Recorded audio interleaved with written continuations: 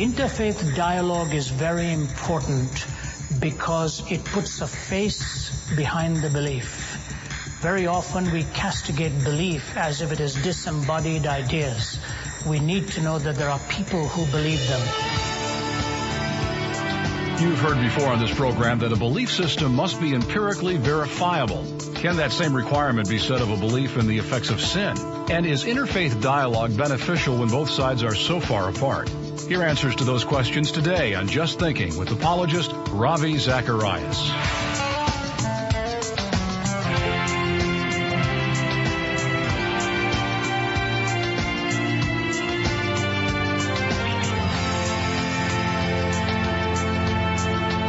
Welcome to another Friday Q&A with Ravi Zacharias, where today we return to the University of Waterloo in Canada for part two of a question and answer session with Ravi that he held several years ago. At the beginning of today's program is an exchange that starts with humor, but covers a very important aspect on the reality of sin.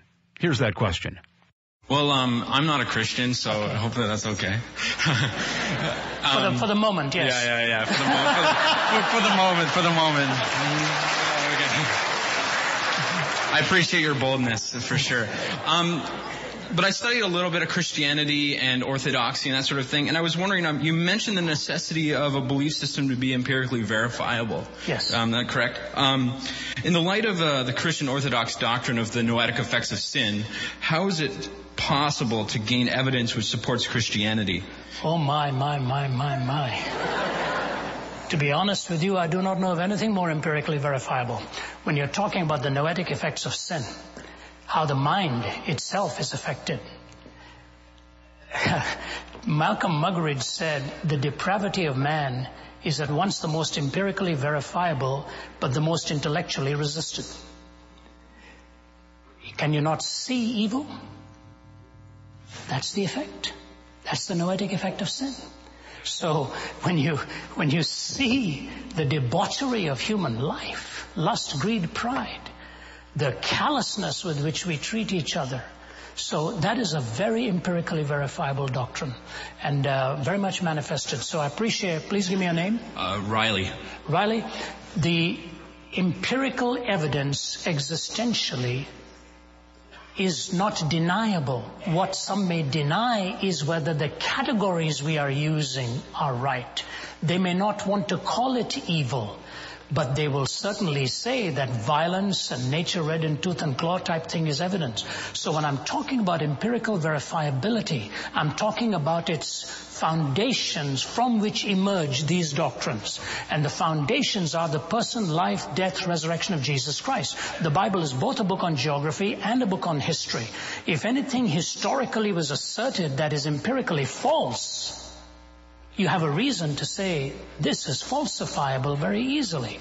On the other hand, when the geography is accurate, when the history is accurate, that is what I call by empirical adequacy. And the empirical, it would be a tougher question for you if you said, where is the empirical evidence for transformation?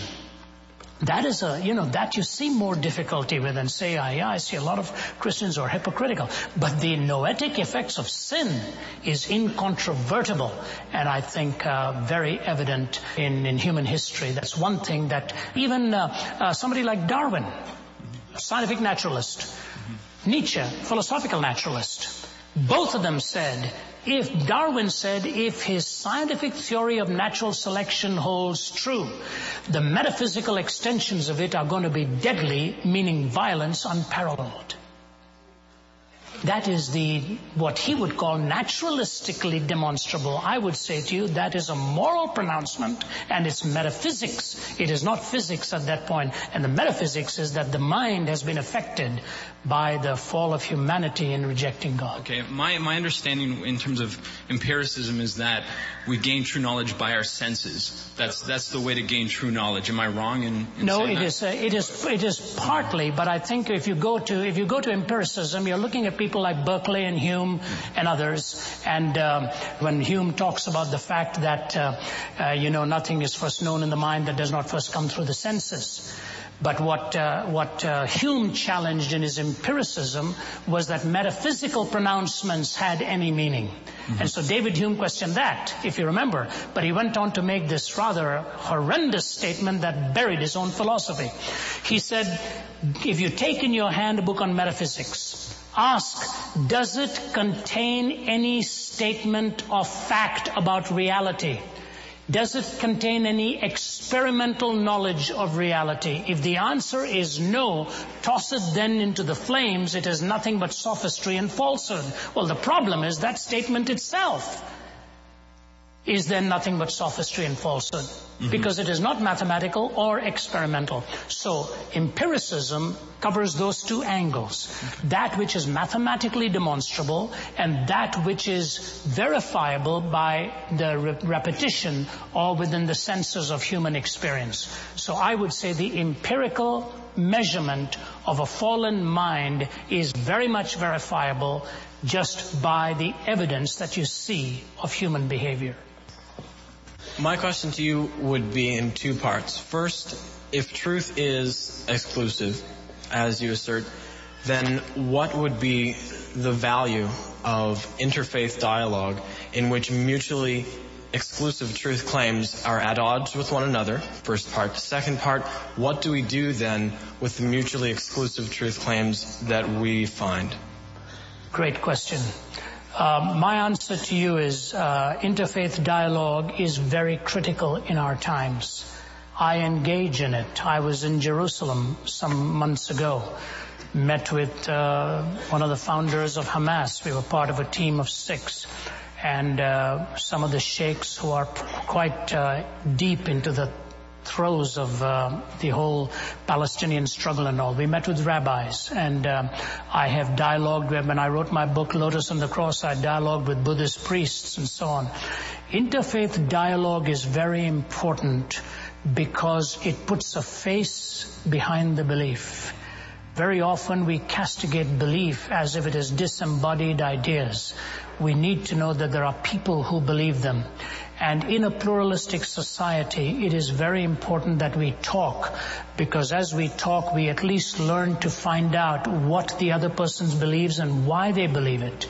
And I think in interfaith dialogue, one of the greatest converts to the Christian faith was a Chinese scholar by the name of Chung Lit-sun.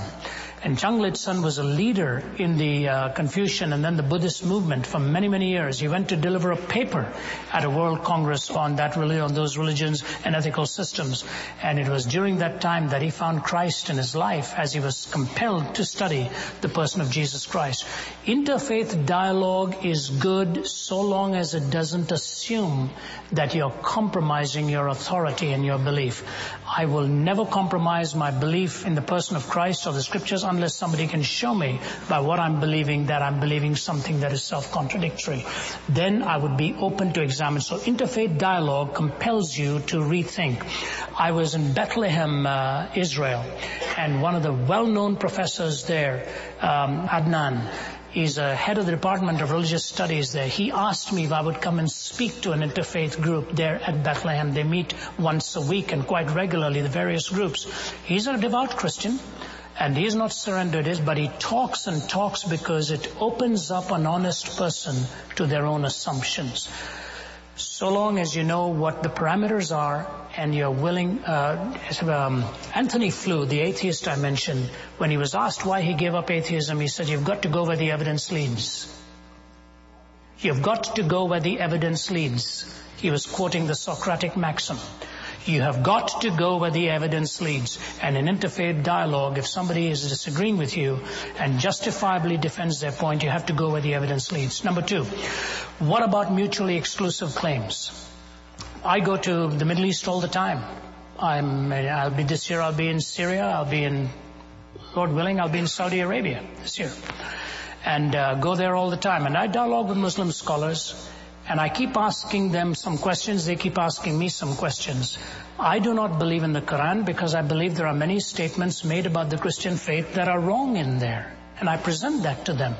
They ought not to get upset with me for presenting that, and they haven't. They'll dialogue with me. For example, I've said to them, In the 4th surah, it tells me that Jesus never died on the cross. Is that true? They'll say it's true. I'll say, why is it that Greek historians, Roman historians, Jewish historians, pagan historians, every historian agrees that he died?